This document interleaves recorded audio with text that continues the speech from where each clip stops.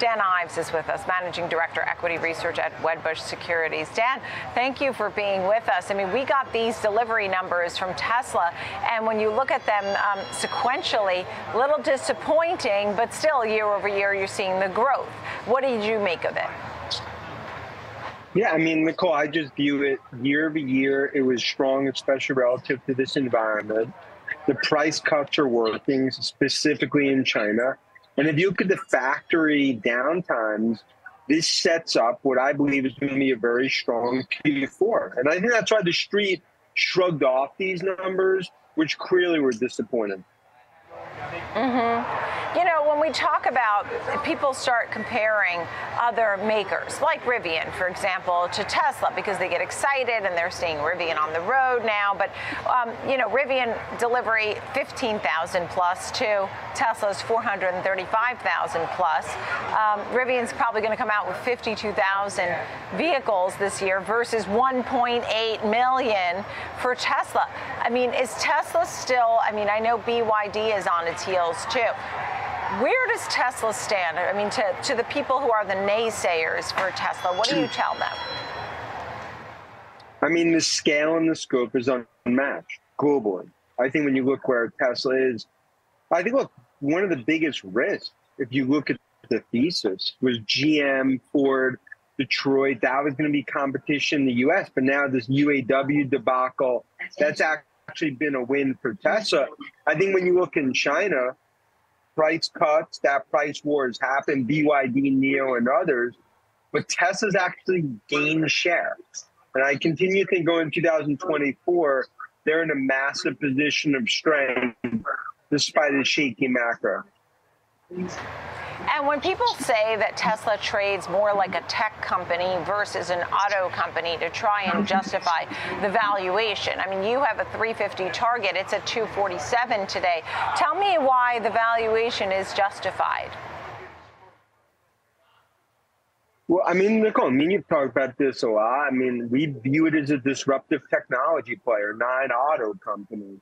I think if you look even at the sum of the parts that's now starting to play out, supercharger, battery, ultimately FSD, AI, what separates Tesla from others, it's really the software and what I view as the secret sauce, which is non-hardware. And that's why more and more, I think investors are starting to understand this is not an auto company, it's disruptive tech.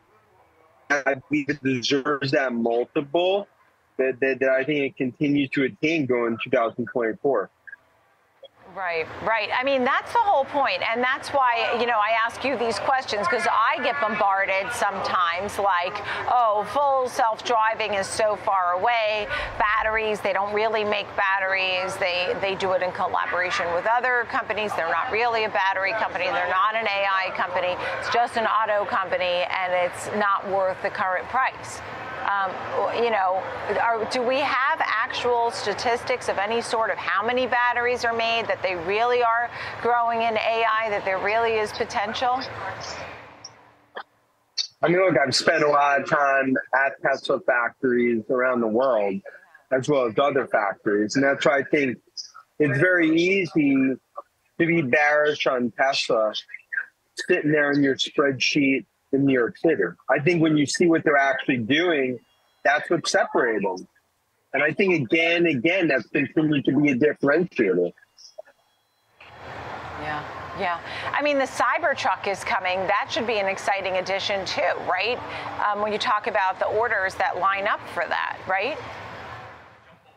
Yeah, look, we believe production begins later this year, deliveries into next year. And that's just going to be another, I think when you look at their product portfolio, that's just going to add to the growth. It's going to add to the moat that I think continues to play out over the coming years. Look, obviously, we're going through a white knuckle period in terms of multiples, in terms of disruptive tech. I think we go into next year, I view it that this is kind of the next phase of the Tesla growth story. Yeah, and I know, you know, Tesla is not unionized like Ford and GM and Stellantis. They get basically shares and such, right? I mean, they get shares of the company, and that's sort of the carrot that Elon Musk puts out there to make sure that they don't unionize. What do you think of that? I mean, look, the debacle that's happened in Detroit with the UAW, that's really been a torpedo for the Detroit Big Three in terms of what I viewed is it's going to be a pivotal year in terms of 2024. Tesla's never going to have unions. And I think that continues to really be one of their strengths in terms of how they built it, how Rivian's built it.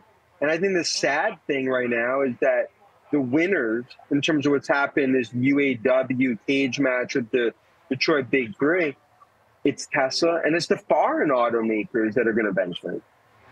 Yeah, yeah. Can you give us a quick thought on Apple today? It's at 171 today, has been in somewhat of a downward trend since middle of July, let's say. Where do you think the iPhone 15, it's too hot to handle? I heard some complaints about that, but I know you love Apple, and where do you think that's headed and why? Yeah, no, on the too hot to handle, I mean, that's going to be a software fix, not a hardware issue.